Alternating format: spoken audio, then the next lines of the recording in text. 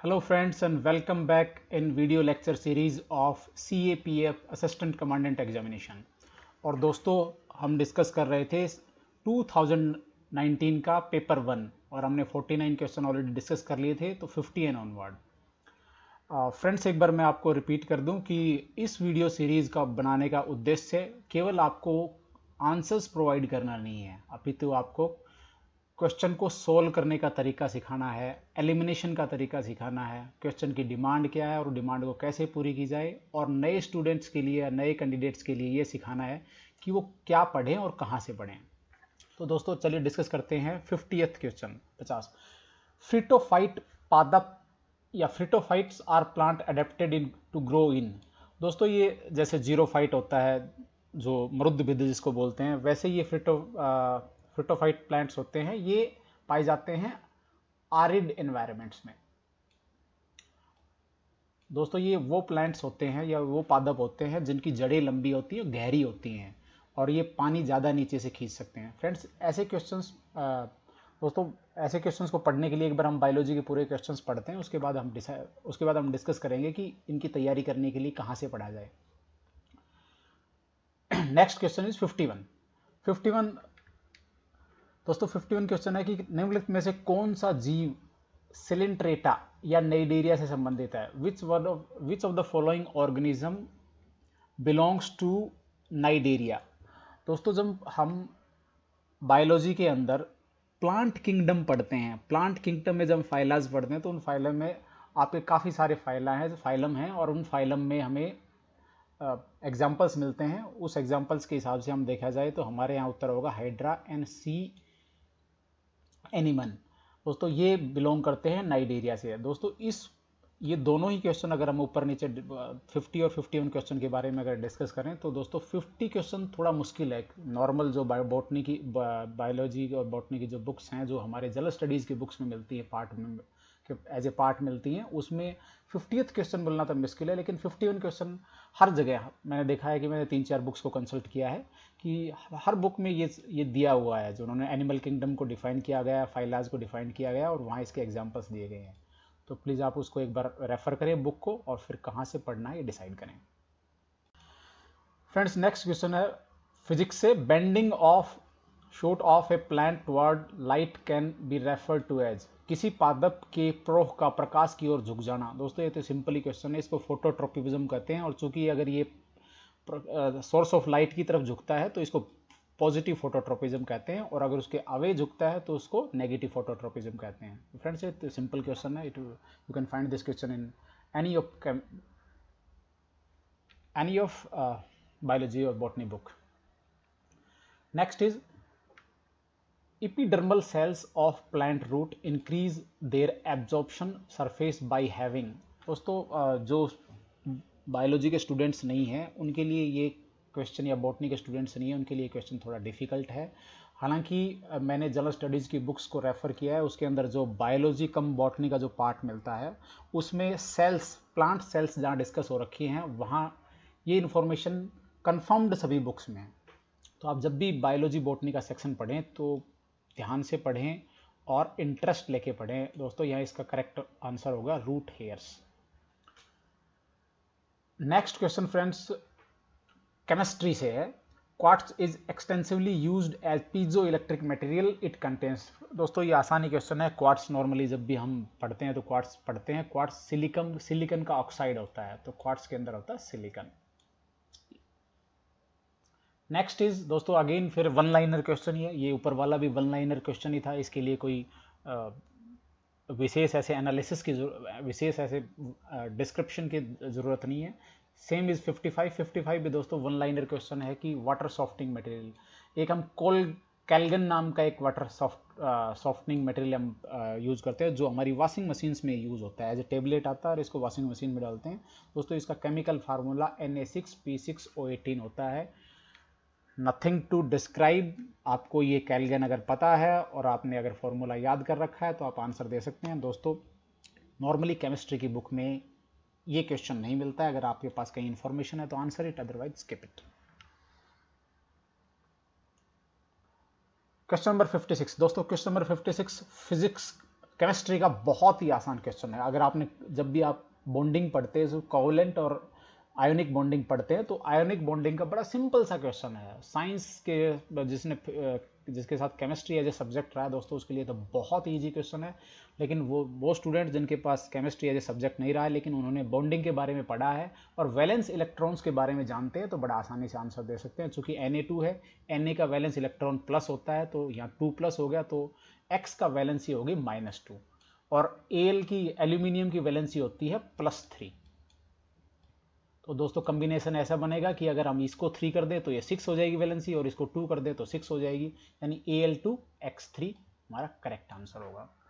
दोस्तों अगर आप केमिस्ट्री आपका एज ए सब्जेक्ट नहीं रहा है 11वीं या 12वीं उसके बाद, तो आप एक बार आयोनिक बॉन्डिंग पढ़ें, आयोनिक बॉन्डिंग और कोवलेंट बॉन्डिंग किसी भी बुक में पढ़ें, you will have a fair idea.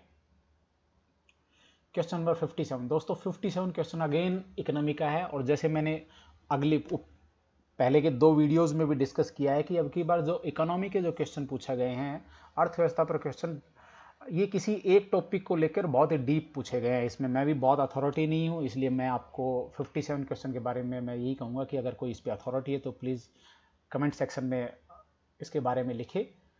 Next is again सरल केंजियन सिद्धांत के अनुसार आय के विरुद्ध समय उपभोग वक्र की प्रवणता क्या होगी। दोस्तों इसके बारे में मुझे अगेन नहीं पता है, मैं आंसर जरूर बता सकता हूँ आपको ढूंढ कर, बट मेरे पास इतना ज्ञान नहीं है कि मैं इसको आपको एक्सप्लेन कर सकूं।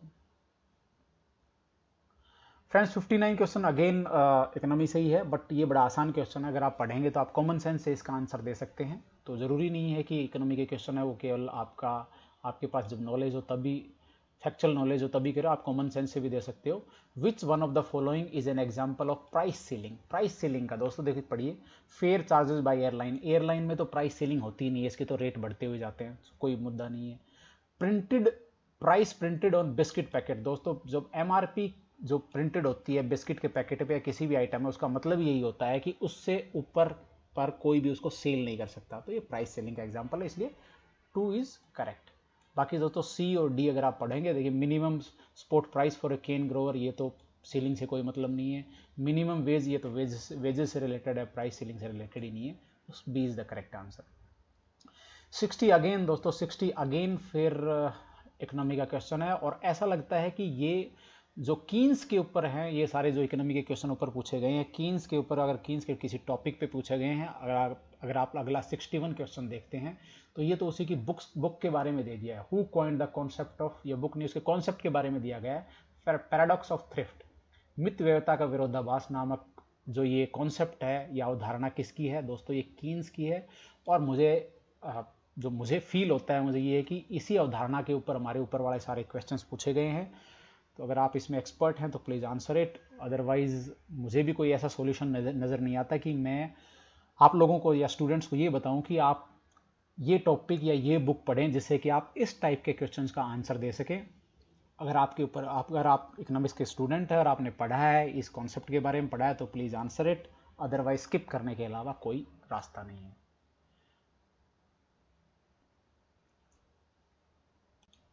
नेक्स्ट क्वेश्चन दोस्तों बड़ा ही सिंपल है। विच one of the following forest act divide forest of India into reserved forest, protected forest and village forest. दोस्तों आरक्षित, संरक्षित और ग्रामीण वनों के बारे में। तो दोस्तों जो फॉरेस्ट एक्ट हो गया, एनवायरनमेंट से रिलेटेड एक्ट हो गया, दोस्तों इन सारे एक्ट्स के क्रोनोलॉजी को और उनमें क्या क्या मेजर कार्य किए गए थे, इनको प्लीज़ आप याद कर लीजिए। ये सिर्फ इन्फॉर्मेशन का क्वेश्चन है, इसका उत्तर है 1878 के एक्ट से किया गया था। तो दोस्तों आप इन एक्ट्स को पढ़ लीजिए अच्छे से, उसके अलावा और कोई रास्ता नहीं है। तो अगर आपके पास इन्फॉर्मेशन है तो you can answer it very well.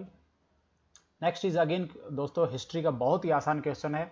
जैसा कि मैंने आपको बताया था कि आप किसी व्यक्ति से संबंधित अगर कोई क्वेश्चंस हैं या किसी संस्था से संबंधित अगर कोई क्वेश्चंस हैं, तो आप उनके कब स्थापित हुए, उनके मेजर कार्य क्या थी और उनकी आइडियोलॉजी क्या थी और उससे संबंधित व्यक्ति क्या थे, ये आप पक्का पढ़िए। तो आप दोस्तों ये सारे फैक्ट वाले क्वेश्चन है। रामकृष्ण मिशन की स्थापना 1897 में हुई थी, आर्य समाज की 1875 में, ब्रह्म समाज की 1828 में राजा राम मोहन राय ने की थी, ब्रह्मंस मंडली की 1849 में। तो दोस्तों इस हिसाब से होगा 3, 4, 2 एंड 1। तो दोस्तों D is the correct answer. तो दोस्तों ये तो प्योर इन्फॉर्मेशन का क्वेश्चन है, प्लीज़ आप कंसर्न बुक से याद कीजिए। नेक्स्ट क्वेश्चन दोस्तों अगेन हिस्ट्री का है एंड बहुत सिंपल तो मैं नहीं कहूँगा, लेकिन थोड़ा सा एनालिसिस आपको इस क्वेश्चन का और इनके ऑप्शंस का करना पड़ेगा, और आपको थॉट उस वक्त की थॉट प्रोसेस आपको पता होना चाहिए इस स्वदेशी मूवमेंट की, स्वदेशी मूवमेंट के बारे में। स्वदेशी आंदोलन में क्या कि बंगाल में व्यापक प्रदर्शन आयोजित किए गए थे। तो दोस्तों सिंपली है, आप इसका यस जब भी आप पढ़ते हैं तो डेफिनेटली एक की जानकारी तो लगभग सभी को होती है।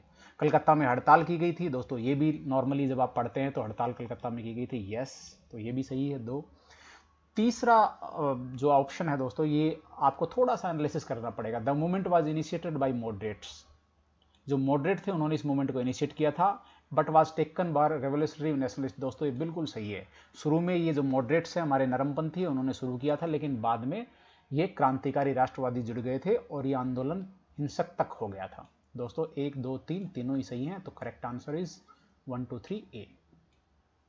दोस्तों अभी तक यूपीएससी ने इसकी की जारी नहीं की है, तो ये मेरे as per my knowledge and my information correct है। मे बी अगर आपका कोई अलग आइडिया है या if you have some different idea, please comment section में बताएं। नेक्स्ट क्वेश्चन दोस्तों, इस क्वेश्चन को आप हिस्ट्री का बोल सकते हैं, हालांकि आपको किसी हिस्ट्री की बुक में शायद ये आपको पढ़ने को मिले। व्हाट इज संत भाषा, संत भाषा क्या है? तो दोस्तों ये निर्गुणवादी रहस्यवादी थी, इनकी भाषा है। It is language of Nirguna mystics. Friends इसके लिए कोई भी मैं बुक रिकमेंड नहीं कर सकता, क्योंकि मैंने सारी बुक्स देख ली हैं, मुझे किसी भी बुक्स में ऐसा लिखा हुआ नहीं मिला। आखिर मुझे इंटरनेट पे गूगल करना पड़ा और गूगल में संत भाषा के बारे में ये इन्फॉर्मेशन मिली। सो अगर आपने कहीं पढ़ लिया हो और आपके पास इन्फॉर्मेशन हो तो प्लीज़ ऐसे क्वेश्चंस का आंसर दीजिए। ये क्वेश्चन बड़े ट्रिकी टाइप के क्वेश्चंस होते हैं और पता नहीं यूपीएससी कहाँ से इनको उठा के प्रिपेयर करती है। Next is 66, if the equatorial plane of earth is not incline to the orbit. दोस्तों जो पृथ्वी का जो इक्वेटोरियल प्लेन है, अगर वो ऑर्बिट में इंक्लाइन नहीं होता तो उसके क्या क्या नहीं होते? Duration of the year would be longer, नहीं दोस्तों ऐसा नहीं होता। समर वुड बी वार्मर, ऐसा भी नहीं होता। There would be no change in seasons, ऋतुओं में कोई बदलाव नहीं होता। दोस्तों बहुत ही आसान क्वेश्चन है, वन लाइनर क्वेश्चन है, इवन इस पर एक्सप्लेन करने की भी जरूरत नहीं है। जब भी हम ज्योग्राफी में पढ़ते हैं तो ये हम कंफर्म पढ़ते हैं कि अगर ये ऑर्बिटल में इंक्लाइन नहीं होता तो क्या क्या होता।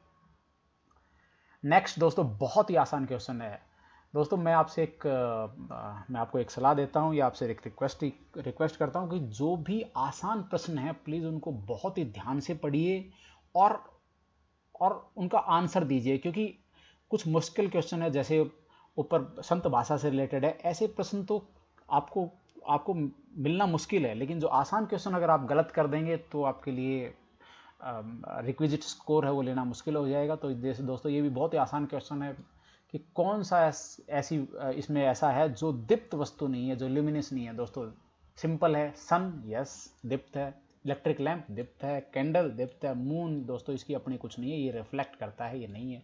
Simple question, nothing to explain. Again दोस्तों 68 क्वेश्चन, फिर अगेन एक आसान क्वेश्चन है। भले ही जो नॉन साइंस स्टूडेंट हैं या आर्ट्स या कॉमर्स के स्टूडेंट हैं उनको भले इसकी फुल एक्सप्लेनेशन नहीं पता हो, लेकिन नॉर्मली ये क्वेश्चन और ये टॉपिक बार बार डिस्कस होता है, या आपको बार बार आपको क्वेश्चन में मिलेगा कि when a beam of white light is allowed to follow on a prism, maximum deviation किसका होता है? दोस्तों जो रेलवे में या कहीं भी जो अब स्टॉप का निशान बनाया जाता है वो रेड कलर का बनाया जाता है, वो इसीलिए बनाया जाता है ताकि उसका डेविएशन मिनिमम हो और वो दूर से दिखाई दे। तो दोस्तों जो विब गियोर है उसके एक तरफ रेड होता है और दूसरी तरफ होता है वॉयलेट, तो इसका मतलब वॉयलेट कलर का जो डेविएशन है वो सबसे ज्यादा होता है और रेड कलर का सबसे कम होता है, ये इनकी वेवलेंथ के कारण होता है। So friend next question is again फिर फिजिक्स से ही है, और ये भी दोस्तों आसान क्वेश्चन है। अगर आप साइंस के स्टूडेंट्स के लिए तो बहुत इजी क्वेश्चन है, आर्ट्स के स्टूडेंट को थोड़ा सा इस पर पढ़ना पड़ेगा। विच one of the following phenomena can not be exhibited by sound. देखो दोस्तों, साउंड वेव्स होती हैं रिफ्लेक्ट, यानी किसी सरफेस से टकरा के आती हैं, डेफिनेटली सही है। रिफ्रैक्शन दोस्तों में रिफ्रैक्शन भी होता है। इंटरफेरेंस यानी दो साउंड की वेव्स आपस में मिलकर उनकी वेवलेंथ चेंज होती है, ये भी होती है। पोलराइजेशन दोस्तों ये नहीं होती, क्योंकि पोलराइजेशन केवल उसी का होता है जो ट्रांसवर्स वेव होती हैं, जिनका जो मटेरियल का जो मूवमेंट है वो परपेंडिकुलर डायरेक्शन में होता है उनके वे ऑफ प्रोपेगेशन में। तो दोस्तों पोलराइजेशन नहीं होगा, पोलराइजेशन केवल ट्रांसवर्स वेव्स में ही होता है, जैसे लाइट वेव्स हो गई हैं, सन रेज की वेव्स हो गई हैं, इनका ही होता है polarization. So correct answer is D. Next 70 दोस्तों, दोस्तों 70 क्वेश्चन लिटिल बिट डिफिकल्ट तो मैं नहीं कहूँगा, बट ये है कि ये ट्रिकी टाइप का क्वेश्चन है, क्योंकि दोस्तों ये आप फिजिक्स की बुक्स में नॉर्मली नहीं पढ़ते। नॉर्मली जो 12वीं तक जिन्होंने फिजिक्स पढ़ा है वो भी इसका आंसर बड़े आसानी से नहीं दे पाएंगे। मैं एक बार क्वेश्चन पढ़ता हूँ। The principle involve in the paper chromatography. दोस्तों जो पेपर क्रोमेटोग्राफी होती है उसमें क्या होता है कि मान लो एक बीकर है, इसके अंदर कोई सॉल्यूशन है, तो एक पेपर को डुबोया जाता है, उस पेपर में ये सॉल्यूशन कैपिलरी एक्शन से ऊपर चढ़ता है, और इसके जो सॉल्यूशन के जो पार्ट्स अलग अलग पार्ट्स हैं, अलग अलग जगह अलग अलग कलर के हिसाब से ऐसे डिपॉजिट हो जाते हैं। तो दोस्तों बेसिकली क्या है कि ये पार्टीशन करता है जो भी आपका सॉल्यूशन होता है उसमें मटेरियल्स का अलग अलग, क्योंकि अलग अलग मटेरियल अलग अलग जगह डिपॉजिट होते हैं। तो दोस्तों इसका करेक्ट आंसर होगा पार्टीशन। मैंने फिजिक्स की बुक्स में चेक कर लिया दोस्तों, नॉर्मली जो जीएस की फिजिक्स की बुक्स हैं उसमें ये क्वेश्चन नहीं मिलता है। सो अगर आपको आता है तो ठीक है, otherwise please keep it. Next friends, very easy question, बहुत ही आसान क्वेश्चन है। नॉर्मली जब भी आप फॉरेस्ट एरिया के बारे में पढ़ते हैं, किसका फॉरेस्ट एरिया ज़्यादा है, किस स्टेट में कौन से फॉरेस्ट जाता है, आप पढ़ते हैं ये। विच one of the following state of India has largest area under dense evergreen forest. दोस्तों डेंस लिख रखा है, तो dense evergreen forest Arunachal Pradesh में है। वैसे फॉरेस्ट एरिया, तो दोस्तों ये अलग अलग टाइप के फॉरेस्ट हैं तीनों। आप प्लीज़ जो या तो फॉरेस्ट रिपोर्ट आई है हमारी उसको पढ़ लीजिए, या किसी भी ज्योग्राफी की बुक में आपको नॉर्मली फॉरेस्ट के बारे में किस टाइप के फॉरेस्ट हैं और कौन कौन से स्टेट की ऑर्डर क्या है, कौन नंबर 1 पे है 2 पे, आप प्लीज़ इसको इस क्वेश्चन को उस हिसाब से तैयार कर लीजिए। नेक्स्ट क्वेश्चन इज दोस्तों मैप का क्वेश्चन है। फ्रेंड्स मैप का क्वेश्चन को सोल्व करने से पहले मैं आपको एक सलाह देना चाहूँगा कि आप एक तो इंडिया का मैप, ठीक है ना, दूसरा वर्ल्ड का मैप, दोनों ही मैप को बड़े अच्छे से स्टडी कीजिए। जब आपके पास समय होता है, फ्री टाइम होता है, तो उसके एक तरफ एक कोने से लग जाइए और उसमें कौन कौन से द्वीप हैं, नदियां हैं, माउंटेन्स हैं, कौन कौन से उसके आइलैंड हैं, इनको बहुत ही तसल्ली से पढ़िए। जब आप इनको तसल्ली से पढ़ेंगे तो आपके दिमाग में एक कॉन्सेप्ट होगा, क्योंकि मैप के जो क्वेश्चन पूछे जाते हैं वो तो वेरीड पूछे जाते हैं। कभी आपको लाल सागर से क्वेश्चन पूछ लेगा, कभी आपको जापान वाले सागर से क्वेश्चन पूछ लेगा, कभी जो मध्य एशिया है वहाँ से क्वेश्चन पूछे जाते हैं दोस्तों। इसलिए आपको पूरा जो मैप है उसको बड़े अच्छे से स्टडी कर लीजिए और समझ लीजिए, साथ में लॉन्गिट्यूड और लैटिट्यूड के कंटेक्स्ट में भी समझ लीजिए। तो दोस्तों इसका आंसर होंशु है। अगर आप प्लीज़ मैप को रेफर कर लीजिए, ठीक है ना। जब आप मैप रेफर करेंगे तो यू विल फाइंड कि होंशु द्वीप सबसे बड़ा है। नेक्स्ट अगेन दोस्तों मैप का ही क्वेश्चन है कि मैंने आपको जैसे अभी आपको बताया कि आप इंडिया का मैप है ना बड़े अच्छे से स्टडी कर लीजिए, और उसमें स्पेशली जो 23.5 डिग्री नॉर्थ है आप उसको स्टडी करोगे तो 24 डिग्री भी आपको ऑटोमेटिक स्टडी हो जाएगी, और आप you will have a fair idea कि वो कहाँ से जो 23.5 डिग्री नॉर्थ लैटिट्यूड है वो कहाँ से निकल रहे, ट्रॉपिक ऑफ कैंसर है वो कहाँ से निकलती है, किन किन स्टेट से निकलती है। ये इजी क्वेश्चन है। तो आप पाएंगे कि 24 डिग्री जो नॉर्थ लैटिट्यूड है वो मैक्सिमम स्टेट से निकलता है।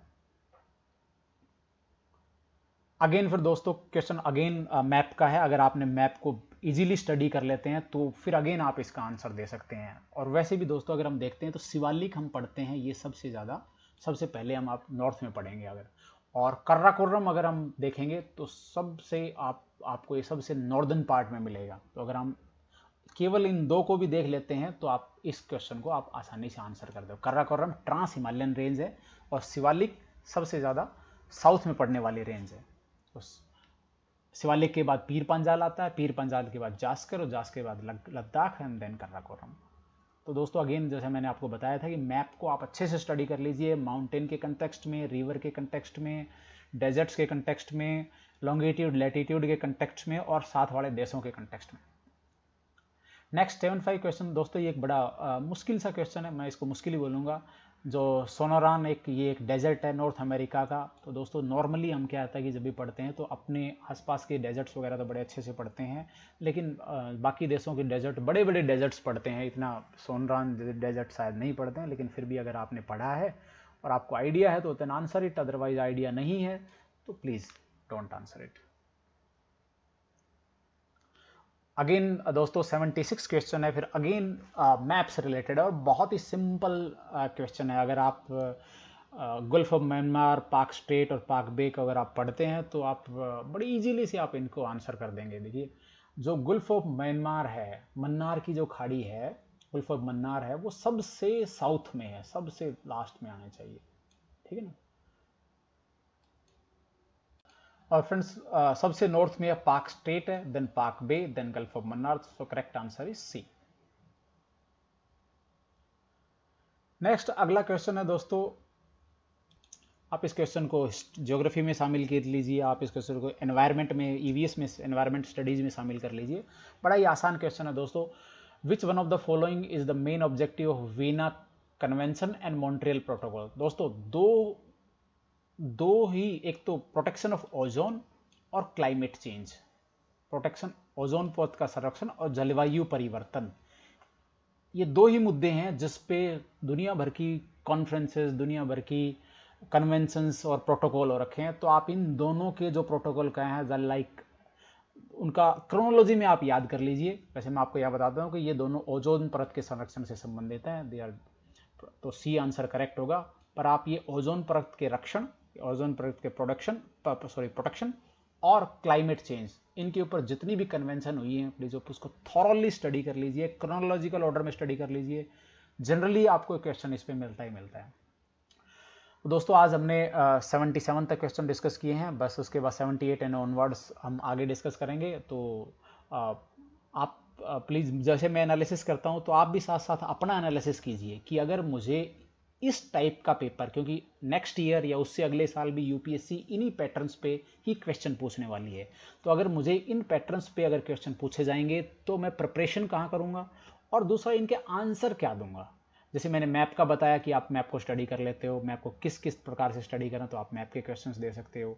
सपोज जलवायु परिवर्तन और ओजोन परत के रक्षण से संबंधित जितने भी प्रोटोकॉल हैं उसको क्रोनोलॉजी को आप याद कर लेते हैं, उनके मेन पॉइंट्स याद कर लेते हैं, तो आप इनसे संबंधित क्वेश्चंस का आंसर दे सकते हैं।